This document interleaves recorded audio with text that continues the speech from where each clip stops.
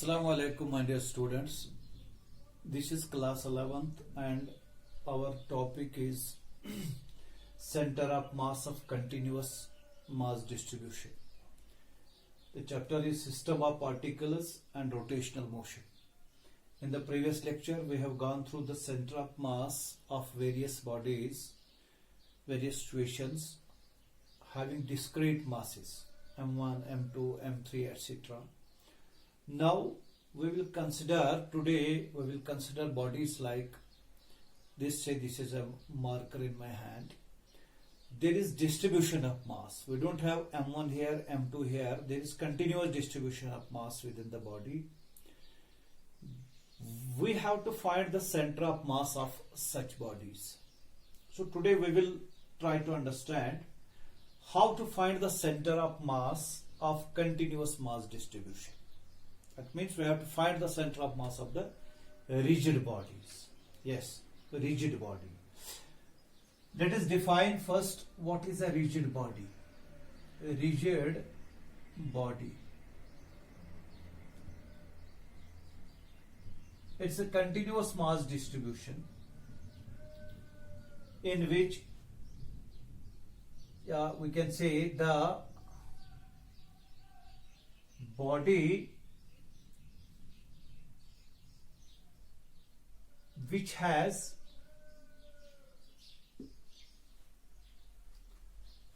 which retains the conservation of shape under the application of external force. The body which retains the conservation of shape under the application of external force. Or simply we say, if the body conserves shape under the application of force. यानी इसमें shape change नहीं हो जाएगी जब हम इस पे force apply करेंगे, जिसका ये मतलब है कि अगर इसकी पार्टिकल्स हैं, बॉडी में जो पार्टिकल्स हैं वो ऐसे डिस्ट्रीब्यूटेड हैं कि अगर हमने फोर्स अप्लाई किया, फोर्स अप्लाई करने पर दो पार्टिकल्स के दरमियान डिस्टेंस चेंज नहीं हो जाएगी. The distance between the particles will remain same under the application of external force. So we can write it like this also. When the distance between the particles of the continuous system or body, simply of body, remains same, that means it will not change under the application of force, external force. Distance particles के दरमियान जब constant रहे तब जो body है उसको हम rigid body कहते हैं. सिंपल एग्जांपल हम देंगे. This is a rod. There is continuous distribution of mass. So this is an example of continuous mass distribution. And when we apply force, the distance between these two particles remains same. We call it a rigid body. इसी तरह we have circular ring, we have circular disc, we have cylinder. All these bodies will be dealt today, and we will find the center of mass of these bodies. So please note this definition first.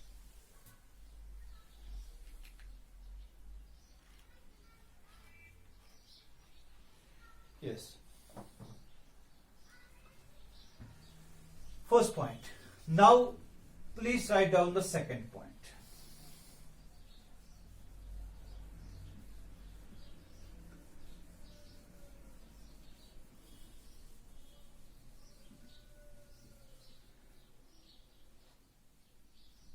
इससे पहले जब हमने mass centre of mass का position vector निकाला, we gave you the equation like this, RCOM, it's equal to M1 R1 plus M2 R2 plus dash dash up to Mn or N. It means sum of moments of the masses divided by total mass M1 plus M2 plus M3 plus dash dash plus Mn. ऐसा equation हमने use किया centre of मास निकालने के लिए। फिर XCOM, YCOM, ZCOM इसी तरह। और यहां भी हम XCOM पहले लिखेंगे, M1 X1 plus M2 X2 plus dash dash, X coordinate of centre of mass, divided by M1 plus M2 plus dash dash plus Mn। YCOM centre of mass का Y coordinate, तो it will be M1 Y1 plus M2 Y2 plus dash dash up to Mn Y1 divided by M1 plus M2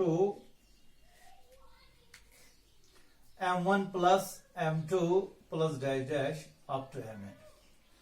And ZCOM, it's equal to M1 Z1 plus M2 Z2 plus dash dash divided by M1 plus M2 plus dash dash। ठीक, ये equations आपने किए हैं।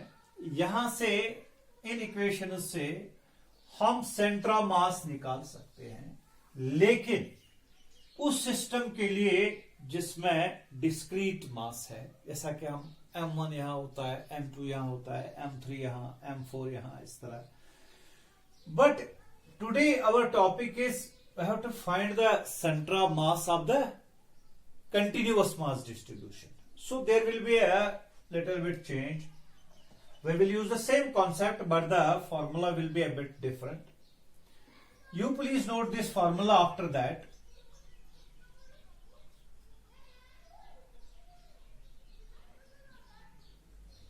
चलिए,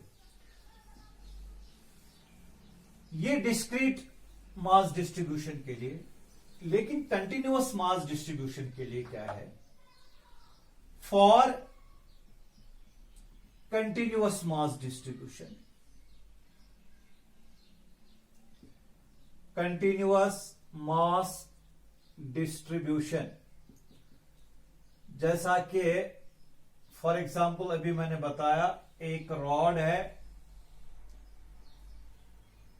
इस rod का मास m है और इसकी लेंथ l है। इसका हमें सेंटर ऑफ मास निकालना है। It's an example of continuous mass distribution. Now what we do, we divide. First of all we choose the centre, say it is here, origin हम choose करेंगे। We divide the, after that, after choosing the origin, we divide this mass into very, very small elements, mass elements. See here, we take a strip of mass dm,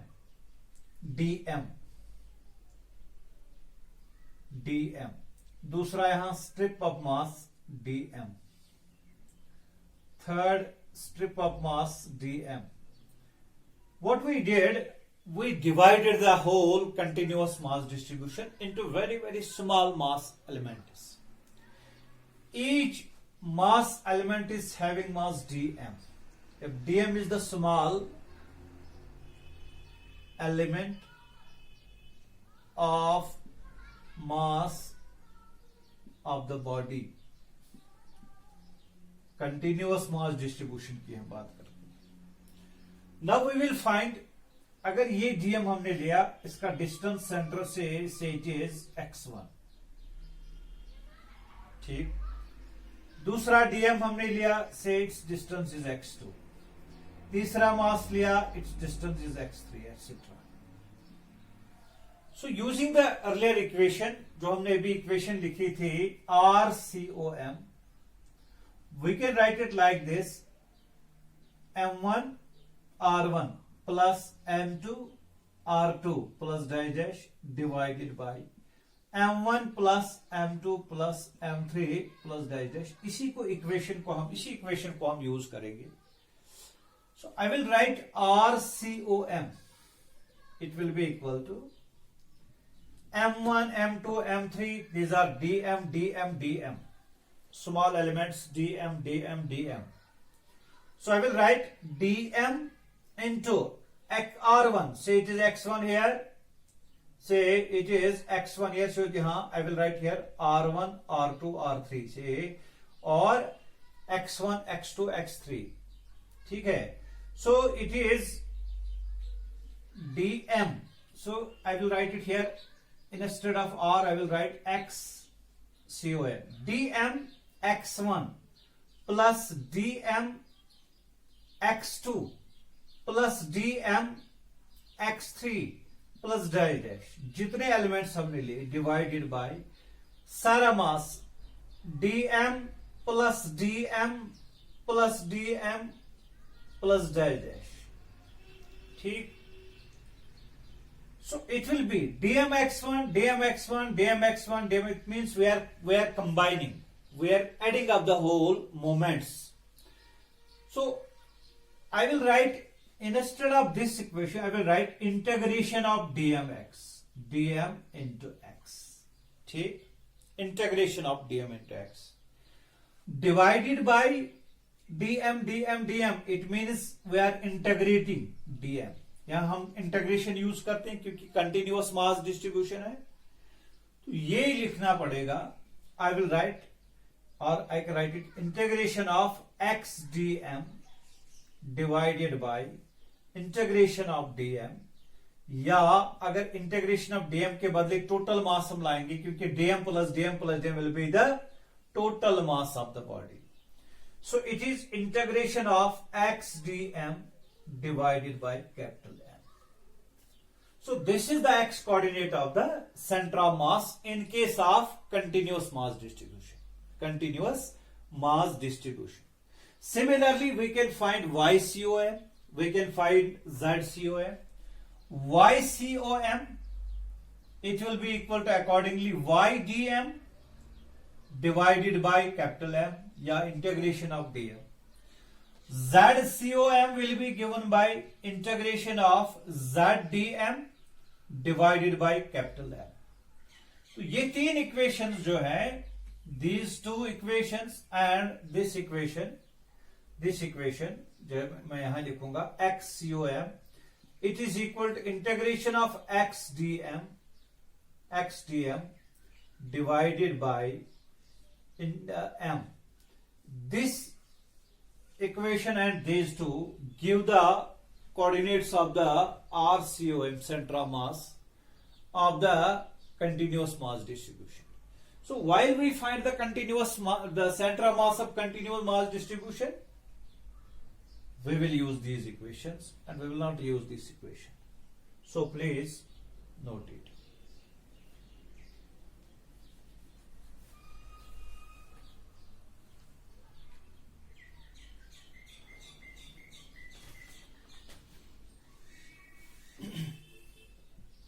ठीक, चलिए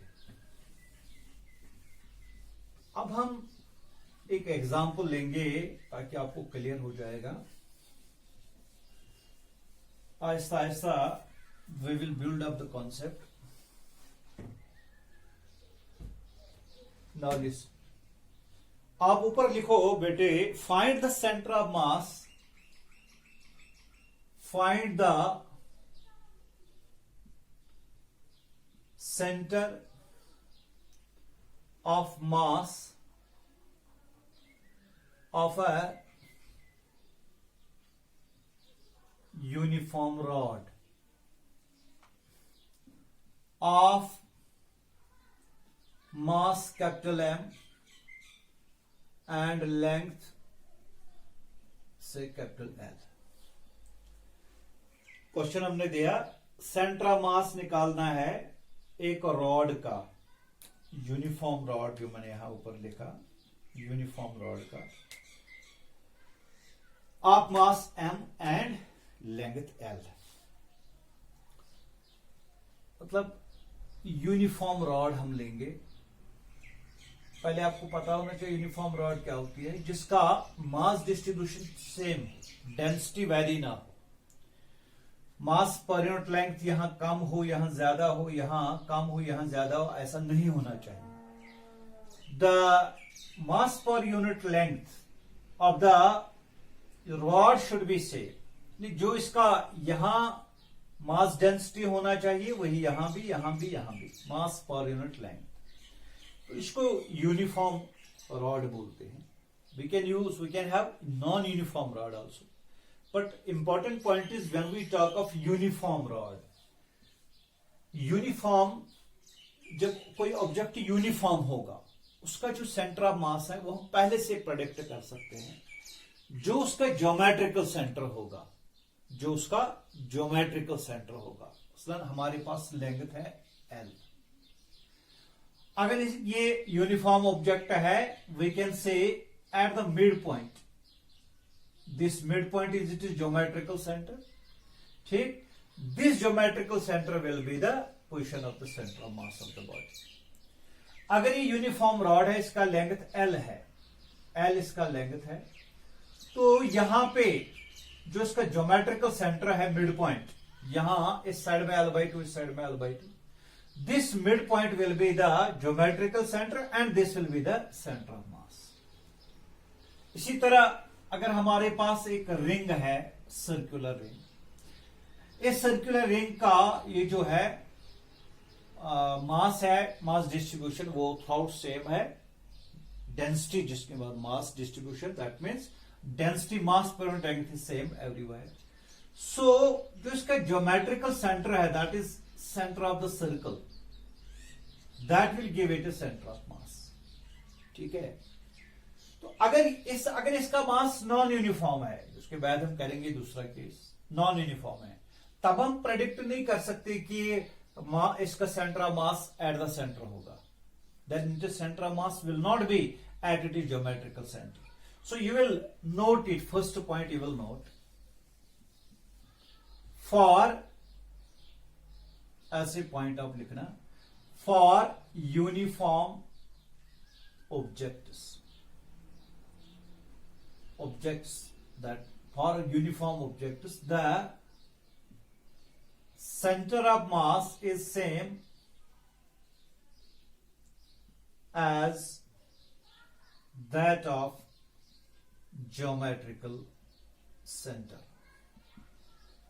geometrical centre. Uniform objects के लिए bodies का जो मास है, bodies का जो मास है यूनिफॉर्म ऑब्जेक्ट्स के लिए, वो वही होता है जो उनका सेंटर ऑफ और जो इनका ज्योमेट्रिकल सेंटर होगा। जैसा कि भी मैंने बताया, इसका mid point geometrical centre, ring का सेंटर जो है सर्कुलर सेंटर, सर्कल का सेंटर, वो उनका ज्योमेट्रिकल सेंटर है, वही सेंटर ऑफ मास है, वहीं पे total mass is assumed to be concentrated there, total mass of the ring. ऐसा ही सिलेंडर का बोल सकते हैं, डिस्क का बोल सकते हैं।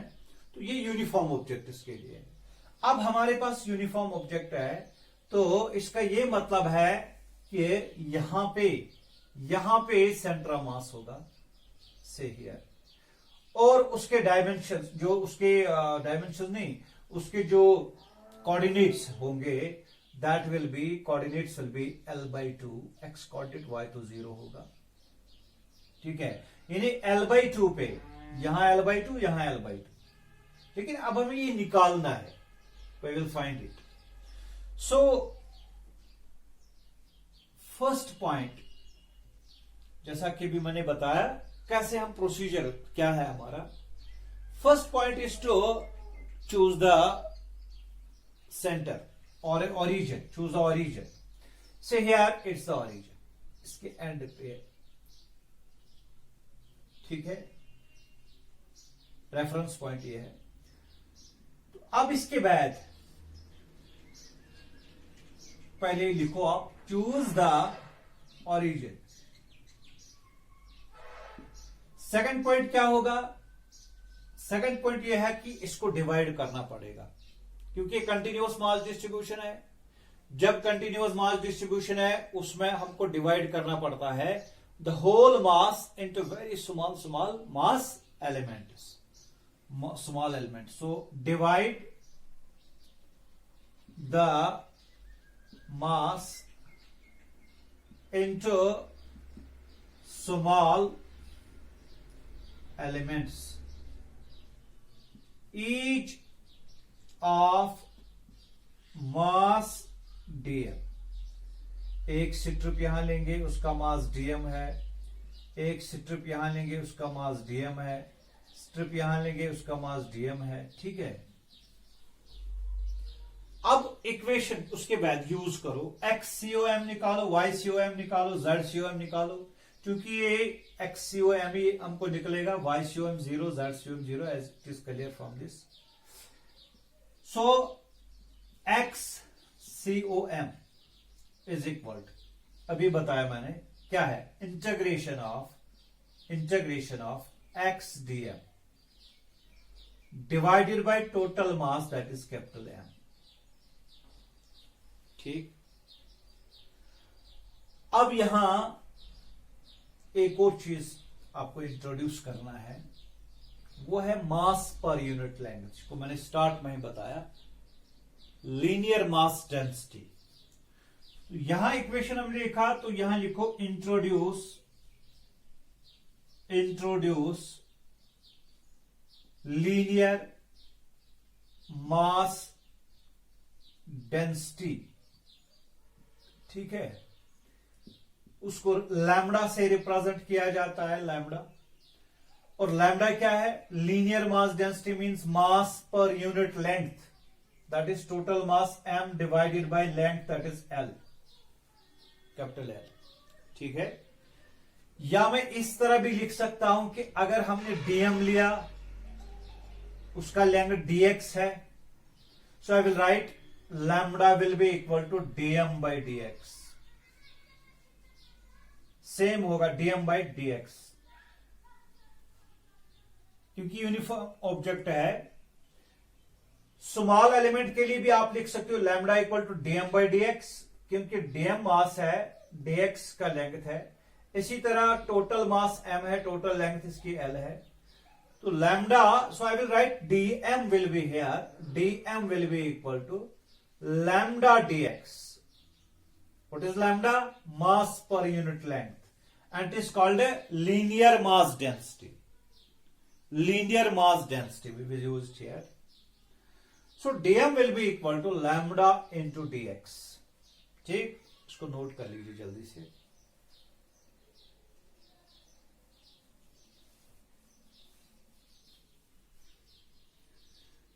ठीक. नाउ अब देखिए,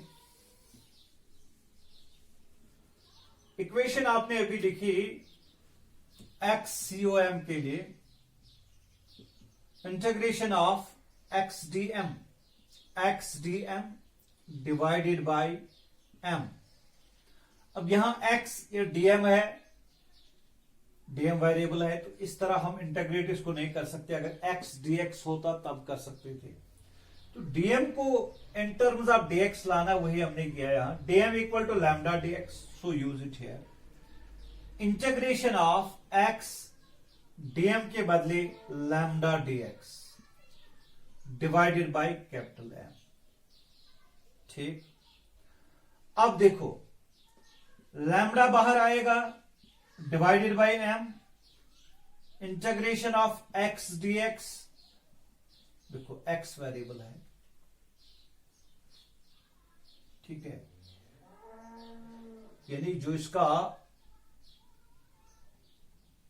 डिस्टेंस है 0 से लेके टोटल लेंथ कितनी है, that is L. That means if we put it this here, means dx is 0, x is 0. If we go up to this point, x is L. So what should be the limit? Limit should be 0 to L. 0 to L. ठीक, 0 to L. Now this lambda, I will use it here also. Lambda equal to m by L. Lambda is called a linear mass density. So lambda equal to m by L means we will use it here. Lambda के बदले lambda by m, it means m by L into m. इस lambda के बदले m by L, integration of 0 to L x dx. अब आपको पता है x dx का इंटीग्रेशन क्या होगा, x स्क्वायर बाई 2. ठीक है, m से m मर गया, so it will be 1 by L. It will be x square by 2 between the limits 0 to L. 2 बाहर आएगा, it will be 1 by 2L x square between the limits 0 to L. ठीक, अब हम x को limit देंगे. यहां मैं लिखूंगा XCOM हम निकालते हैं. It will be 1 by 2L L square minus 0 square, upper limit minus lower limit, 1 by 2L into L square. एक L कैंसिल हो गया, it will B L by 2. देखिए XCOM it is L by 2. ठीक, it means L by 2 की दूरी पे XCOM होगा. Origin से L by 2 की दूरी है, ले लीजिए, that means half, mid point, geometrical centre. पहले बताया था हमने, जो उसका ज्योमेट्रिकल सेंटर होगा वही उसका सेंटर ऑफ मास निकलेगा. तो निकला यहां, तो हमने निकाला XCOM. YCOM नहीं निकालेंगे क्योंकि वो 0 होगा. So we will have at a distance of this, say this is XCOM, it is at a distance of L by 2 from the origin. तो इस तरह हमने यूनिफॉर्म रॉड का सेंटर ऑफ मास निकाला. It is at the mid point of it, और we can say it is geometrical center also. Now we will take the same problem. अब पहले इसको नोट कर लीजिए. We will take the same problem. We will have the find the center of mass of the rod which is not uniform, whose mass per unit length will be changing. ठीक है, आप इसको note कर लीजिए.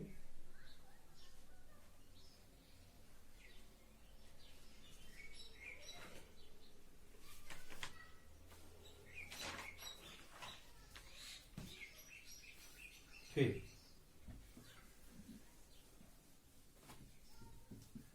So second point, दूसरा question आप लिखो ऐसे. Find the centre of mass of a non uniform rod whose lambda equal to twice x, having mass m and length capital N. ऐसे. ठीक है, रॉड हमने लिया नॉन यूनिफॉर्म, ताकि यहां ऐसे मैं दिखाऊंगा. यहां इसका मास कम है, यहां ज्यादा, यहां ज्यादा, यहां ज्यादा, यहां ज्यादा. क्यों? क्योंकि यहां से लैम्डा डिपेंड्स अपॉन x. अगर x हम यहां 0 लेंगे तो लैम्डा विल बी 0, x1 लेंगे लैम्डा विल बी 2, x2 लेंगे लैम्डा विल बी 4, x3 लेंगे लैम्डा विल बी 6. तो लैम्डा बढ़ रहा है. लैम्डा क्या है? मास पर unit length, linear mass density. ये बढ़ रहा है. तो इसलिए हम ये कह रहे हैं कि ये जो लैम्डा है it depends upon x, it is changing, so it is non uniform rod, it's not uniform rod. So इसका जो सेंटर ऑफ मास होगा उसका ज्योमेट्रिकल सेंटर पे नहीं होगा. ठीक है, तो ज्योमेट्रिकल सेंटर और सेंटर ऑफ मास कब कोइंसाइड होते हैं? When we have uniform rod, when we have uniform object. ठीक है, अब हम क्या करेंगे? वी विल यूज अगेन, इसका XCOM निकालना है. XCOM it will be equal to integration of x dm between 0 to L, वो बाद में लिखेंगे, divided by integration of dm, integration of dm. इस टाइम हम m नहीं लिखेंगे, टोटल मास तो m ही है, लेकिन integrate depend, lambda depends upon this x. Now how to find it? Again जो मैंने अभी बताया आपको, linear mass density lambda is equal to m divided by l, mass पर यूनिट लेंथ. ठीक है, पहला पॉइंट मैंने बताया चूज द ओरिजिन, वो हमने चूज किया. ठीक है, फिर मैंने बताया इसको डिवाइड कर लो, इस मास को यहां लिखो आप, choose the origin. Second, divide the mass into small elements, each of mass dm. ठीक, ये नोट कर लीजिए जल्दी.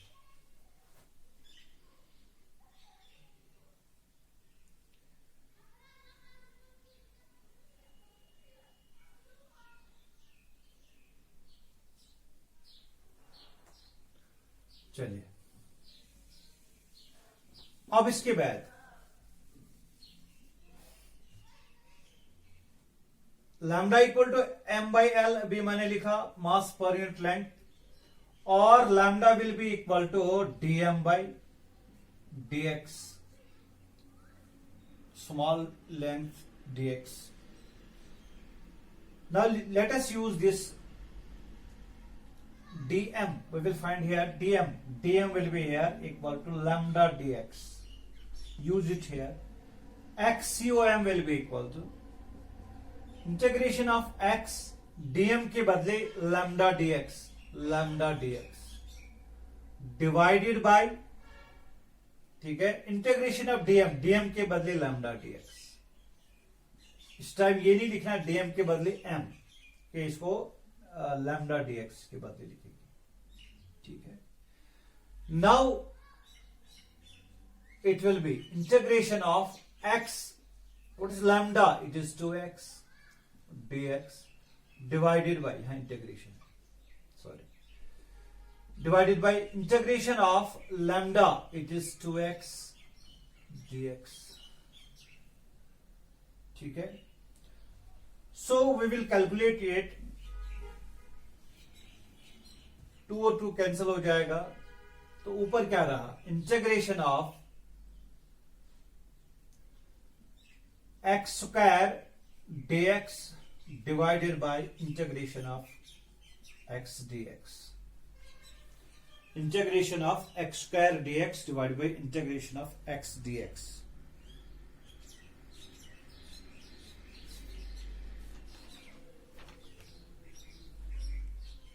ठीक है, अब यहां x वेरिएबल है, यहां भी x वेरिएबल है, इसका लोअर वैल्यू 0 होगा, अपर वैल्यू l होगा, लेंथ 0 to l यहां भी लिखेंगे. सो ऊपर it will be x cube by 3, power rule हम लगाते हैं, आपको याद होगा, divided by x dx, x square by 2. ठीक है, between the limits 0 to l and between the limits 0 to l. ठीक, ठीक है, तो it will be equal to x cube divided by 3 into 2 divided by x square between the limits 0 to l. X square और x square हो गया खत्म, सो it will be twice x by 3 between the limits 0 to l. अब हम l को देंगे यहां, xcom will be equal to 2 by 3 into x, that is l minus 0, upper limit minus lower limit, or we can write 2 by 3 l.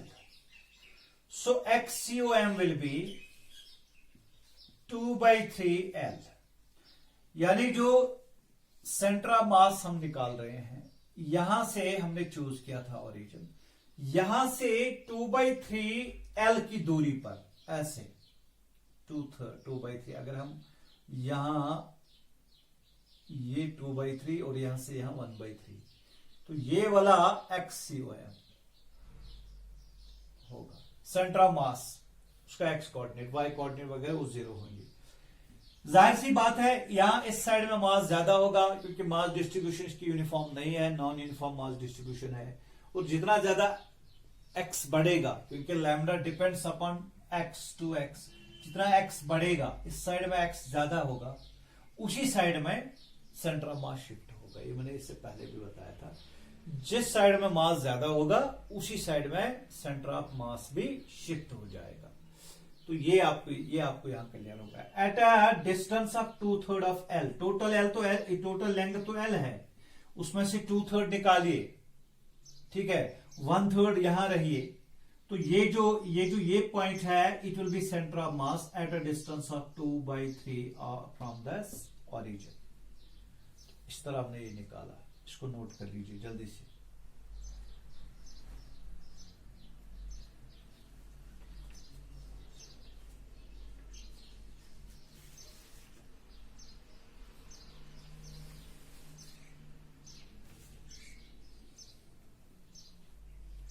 चलिए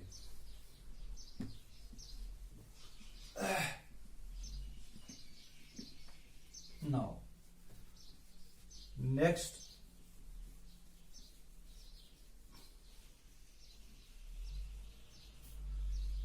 next problem will be find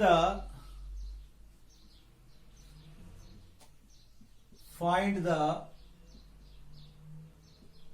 center of mass of the semicircular wire और semicircular ring। पहले हम semi circular wire की निकालेंगे, circular ring, फिर हम circular ring की निकालेंगे। उसका जो है सर्कुलर रिंग हम लेंगे ऐसे, पहले हम सेमी सर्कुलर रिंग। ये कहीं पे क्वेश्चन होगा आप सर्कुलर रिंग का सेंटर ऑफ मास निकालिए, तो कहीं पे होगा सेमी सर्कुलर वायर का या सेमी सर्कुलर रिंग का। तो हम पहले सेमी सर्कुलर वायर का निकालेंगे। से this is a semicircular wire, uniform mass distribution है ऐसे, ठीक है। यहां से ये इसका सेंटर है, सेंटर O, और ये इसका रेडियस है, दिस इज R। अगर ये पूरा सर्कल होता तो हम बोलते कि इसका जो सेंटर ऑफ मास है वो ओरिजिन पे होगा, क्योंकि मैंने बताया centre of mass for objects having uniform density, mass density, linear mass density, for those object centre of mass and geometrical centre are same.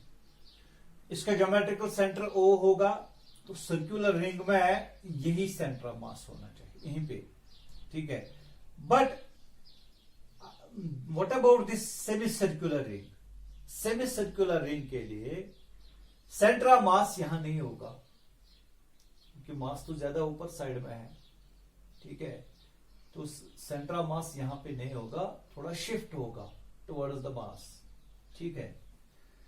तो अब हम देखेंगे ये क्या है, कहां पे है, बिल्कुल उसी तरह, ये भी रेडियस है, ठीक। अब हम पॉइंट लिखेंगे, divide the mass into small elements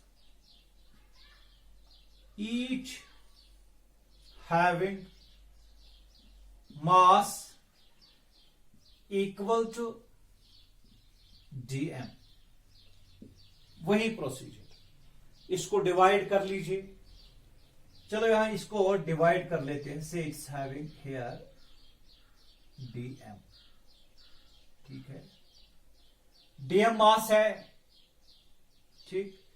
तो यहां से यहां तक इसका dx डिस्टेंस है, ठीक। अब इसको यहां मिला दीजिए, so it's here theta and again join this, it is d theta small है। क्लियर हो गया, ठीक है। देखिए अगर ये डीएम हम यहां लेंगे तो इसका मतलब है जो इसका सेंटर ऑफ मास होगा वो इस आर पे डिपेंड करता है। लेकिन जब हम यहां इसको लेंगे, it depends upon this x coordinate as well as y coordinate. ऐसे सेंटर ऑफ मास की बात करते हैं, ठीक है। सो what we do, first of all we will define linear mass density. Linear mass density, ठीक है। that will be lambda will be equal to mass per unit length. मास कितना होगा इसका, से इट इज एम। लेंथ कितना है इस wire का, आप देख रहे हैं ये सेमी सर्कुलर है, इसका मतलब है कि उसका सरकमफ्रेंस होगा पूरे सर्कल का उसका half. It means it is pi r हमें लेना है, नॉट 2 पाई आर। अगर 2 पाई आर लेंगे तो हमने पूरा सर्कुलर रिंग लिया। लेंथ यहां पूरा लेना है, यहां से यहां तक कितना लेंथ है, जो उसका सरकमफ्रेंस है। सरकमफ्रेंस कितना, सर्कल का half, m by pi r, ठीक है, ठीक है। तो दोबारा दूसरी बात मैंने बताया, lambda is d m by d x और d m is equal to lambda d x, ठीक है। अब यहां देखिए आप, थोड़ा इसको साइड में बनाते हैं, ऐसे ये वाला इट इज डी एक्स, ये क्या है डी थीटा, और ये क्या है it is R, capital R. आपको याद होगा arc divided by radius it's equal to angle. बार बार हम यूज करते हैं, सर्कुलर मोशन में भी हमने इसको यूज किया था। Arc it is d x, radius it is r, angle it is d theta. So I will write dx किसके बराबर होगा, r d theta. Please note this, note कर लीजिए जल्दी से।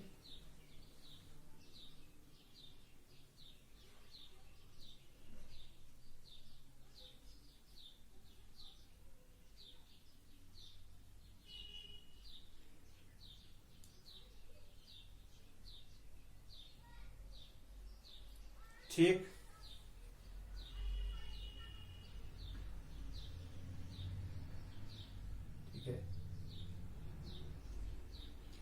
चलिए नाउ एक और चीज, जो ये आर है ऐसे, इट्स हेयर थीटा, इसके दो कंपोनेंट्स हम लेते हैं। ये देखो आर जो है it can be, it varies ऐसे, 0 से लेके कितना एंगल बनाता है, 0 से लेके पाई 0, ये अगर ये यहां आएगा, यहां ये तो थीटा 0 आएगा, ठीक है। अगर ये यहां पहुंचेगा तो थीटा कितना आएगा 90 डिग्री। जब ये यहां पहुंचेगा तो थीटा कितना आएगा 180 degree.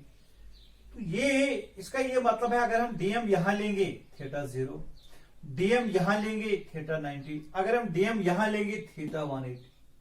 So the angle varies from 0 to pi. पहला पॉइंट क्लियर है।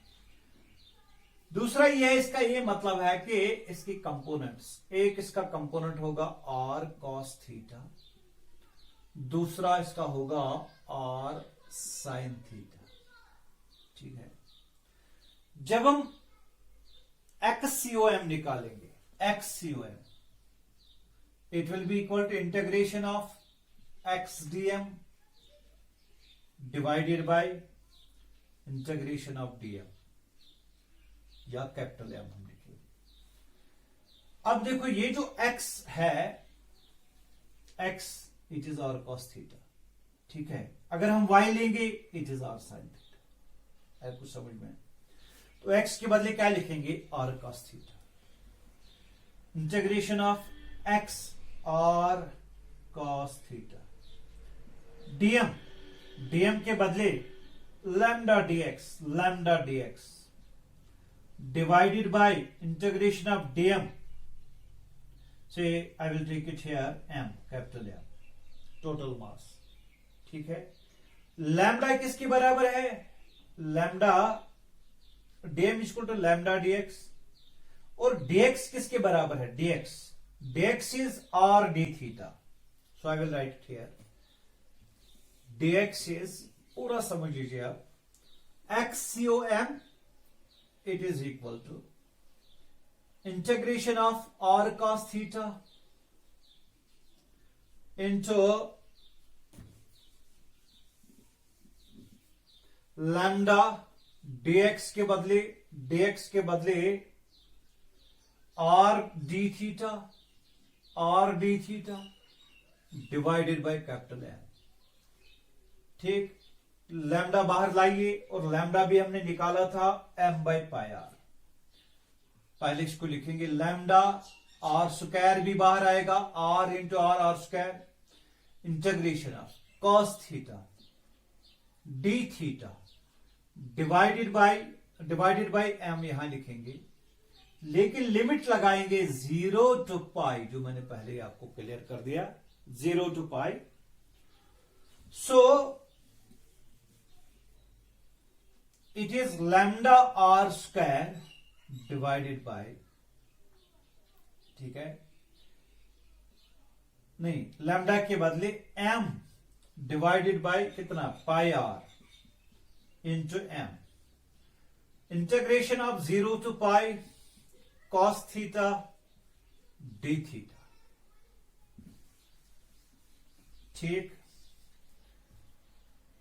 m और m कैंसिल हो गया, r से r मर गया, तो ये बनेगा r divided by pi. cos का इंटीग्रेशन क्या है? cos का इंटीग्रेशन है साइन थीटा, माइनस नहीं बोलना, वो डिफरेंशिएशन में है, 0 टू पाई, ठीक है।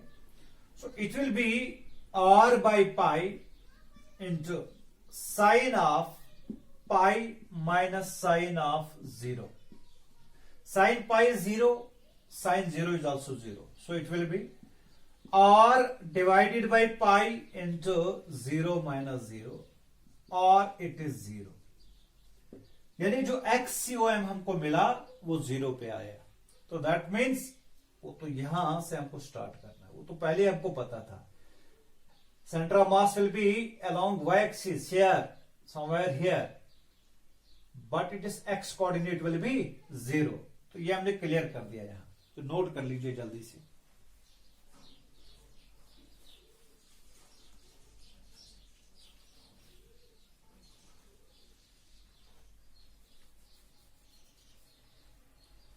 चलिए, XCOM निकाला, अब हमें क्या निकालना है? YCOM। 2D है, YCOM निकालना पड़ेगा। Now YCOM, centre of mass का y coordinate, it will be integration of YGM divided by integration of DM, और it will be integration of y coordinate, that means r sin theta dm lambda dx divided by integration, that is m, yes that is m।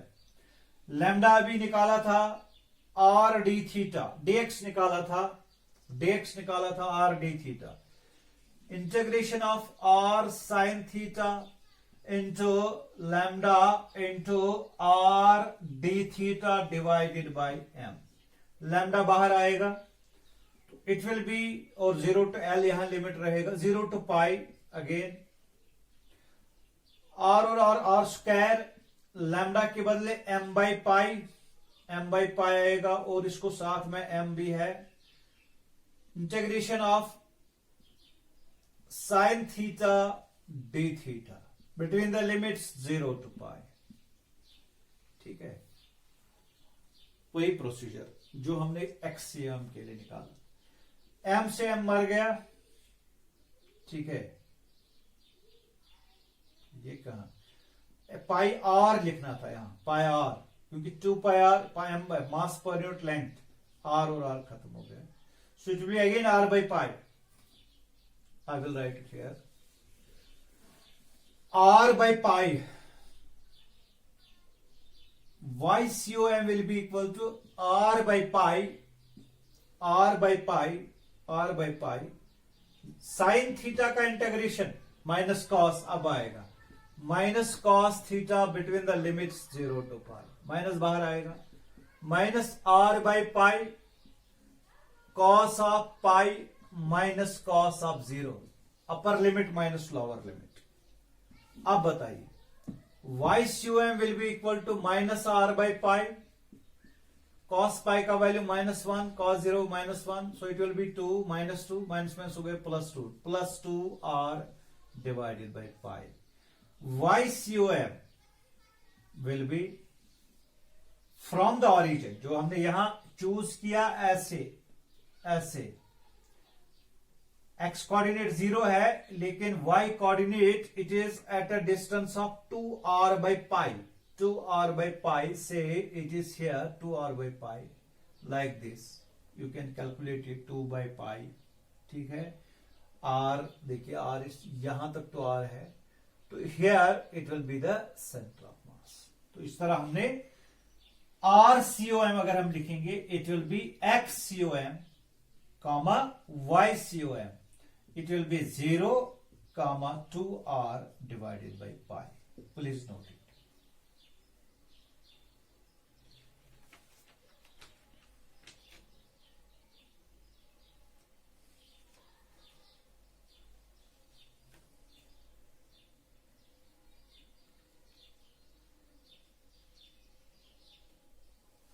ठीक है, चलिए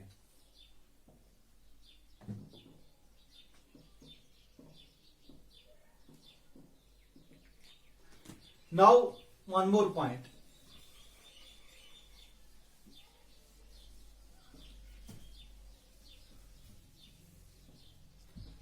अब हम इसी के साथ जोड़ेंगे centre of mass of the ring, circular ring, यानी इससे पहले हमने सेमी सर्कल लिया था, अब हम पूरा सर्कल लेंगे।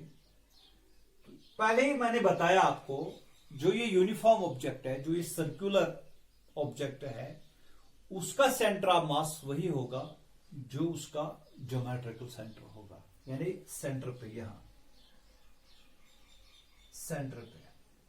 ठीक, this centre will be the, this is geometrical center, this will be the center of mass, the location of center of mass, position of center of mass of the circular ring।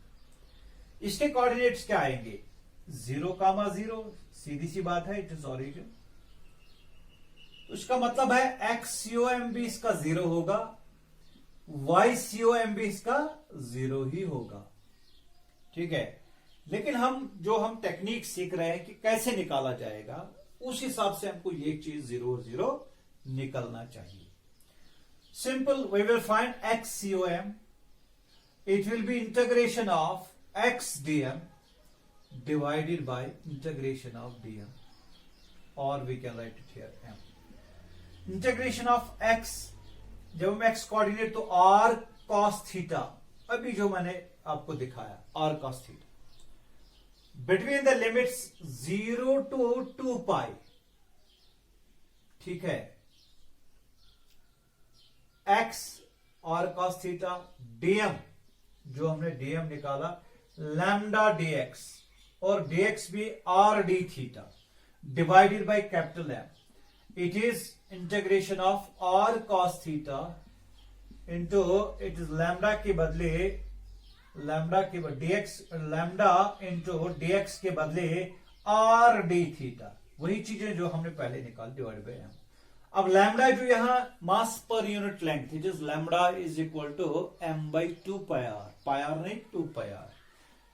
Lambda will B मास पर unit length m by 2 pi r पूरा circumference ऐसे, ठीक है। So it will B 0 to 2 pi also। So please note it, it is r into r, it is r square into lambda के बदले m by 2 pi r divided by m, ये वाला r into r हो गया r square, lambda के बदले m by 2 pi r, integration of 0 to 2 pi cos theta d theta बाकी रहा डिवाइड बाय m और m कैंसिल हो गया, r और एक r तो m by 2 pi आना चाहिए। Please note it, m by 2 pi आना चाहिए।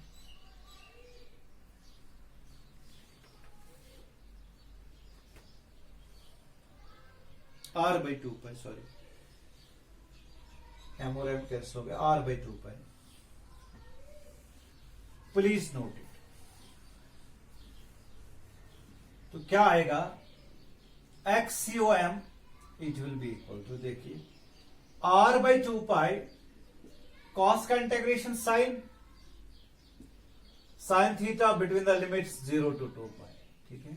अब दे दीजिए r divided by 2 pi sine 2 pi minus sine 0, sine 2 pi is 0, sine pi is 0, sine 2 pi is 0, so it is 0 minus 0, अंदर से बाहर ये तो ये 0 आएगा।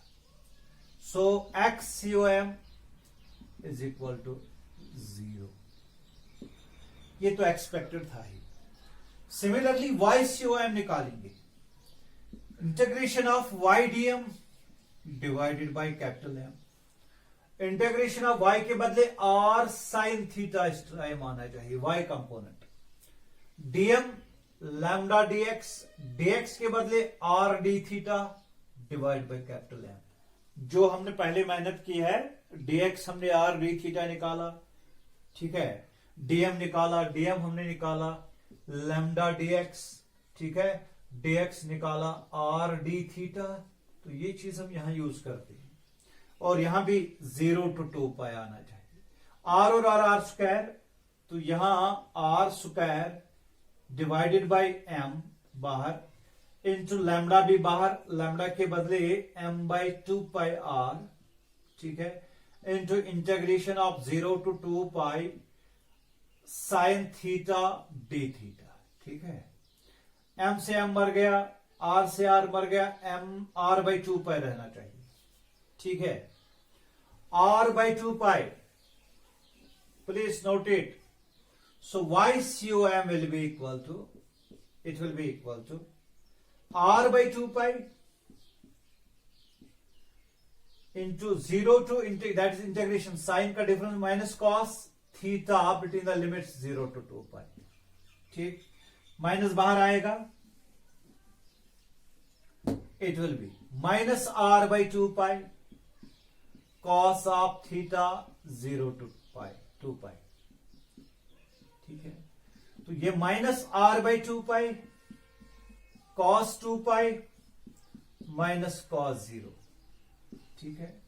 cos 2 pi अगर पाई होता तो -1 होता, 2 pi है तो +1 है, minus r by 2 pi +1 minus cos 0 1 है, 1 minus 1 is 0, देखा। YCOM is also 0। So RCOM centre of mass का position vector, XCOM is 0, YCOM is 0, that means at the center। वो मैंने पहले ही बताया था, जो इसका ज्योमेट्रिकल सेंटर है वही इसका सेंटर ऑफ मास होगा, ठीक है। तो इस तरह जो ये मैं आपको सिखा रहा था कि हम कैसे centre of mass various continuous mass distribution का निकालेंगे। एक इंपॉर्टेंट पॉइंट यहां मैं आपको बताऊंगा कि ये जो है कैलकुलेशन जो में डेराइवेशन हमने किया, ये आपको जेके बोर्ड सिलेबस में नहीं है, लेकिन इसको सीखना है कि हम कैसे निकालेंगे। कभी हम कॉम्पिटिटिव एग्जाम में फंस जाते हैं, how to find the centre of mass of these situations. तो अब मैं इसी पैटर्न मैं एक्सपेक्ट करूंगा कि हम बहुत सारे ऐसे डिस्क का आप निकाल सकते हो, सर्कुलर डिस्क का, सिलेंडर का निकाल सकते हो। तो मैं यहां खाली आपको बताऊंगा कि वो कहां पे लोकेट होते हैं।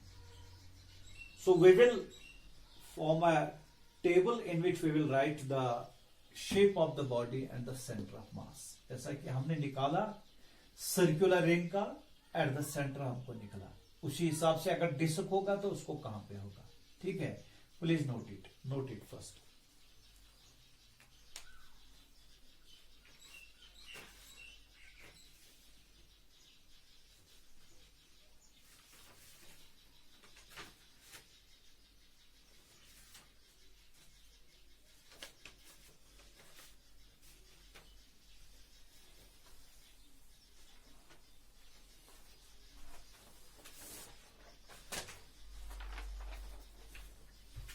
चलिए,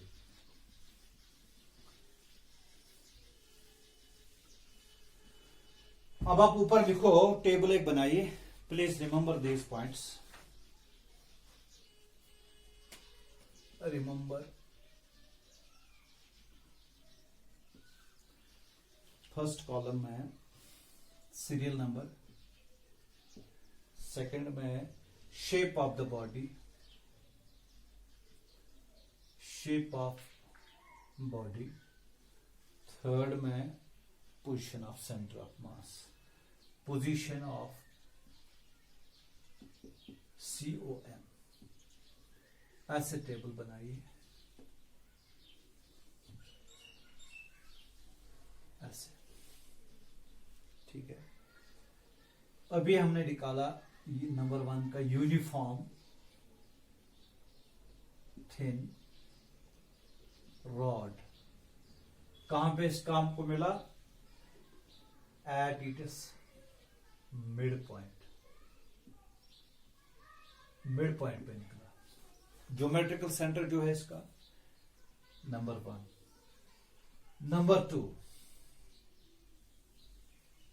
नंबर टू सर्कुलर रिंग, ये भी हमने निकाला। सर्कुलर रिंग का कहां पे निकला? एट इट्स सेंटर, जो इसका ज्योमेट्रिकल सेंटर है। ठीक है, ये 2 सिचुएशंस मैंने दिखाई।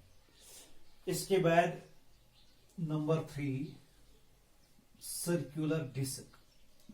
अगर इसी हिसाब से निकालेंगे तो आप खुद इसको कर सकते हैं। सर्कुलर डिस्क, सर्कुलर डिस्क में centre of, at the centre of disc, at the centre of disc, बिल्कुल ज्योमेट्रिकल सेंटर, क्योंकि यूनिफॉर्म ऑब्जेक्ट से। Number 4 cubical box. Cubical box अगर होगा, क्यूबिकल बॉक्स अगर उसका निकालना हो सेंटर ऑफ मास, तो वो कहां है? At the point of intersection of this diagonals, at the point of intersection. ये चीजें आपको अब याद रखना है। Intersection of its diagonals, DIAGONALS, diagonals, ये याद रखना है। Number 5 cylinder.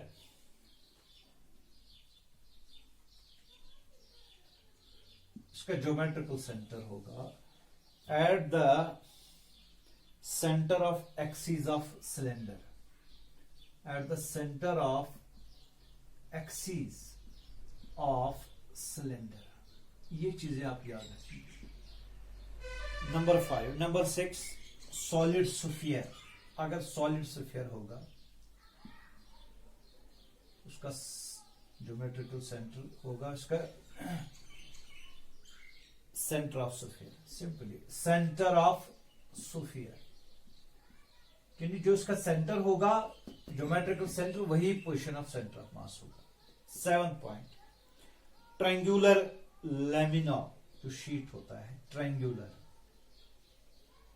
लैमिना शीट, उसका at the point of intersection of its medians, at the point of intersection of its medians, ठीक है।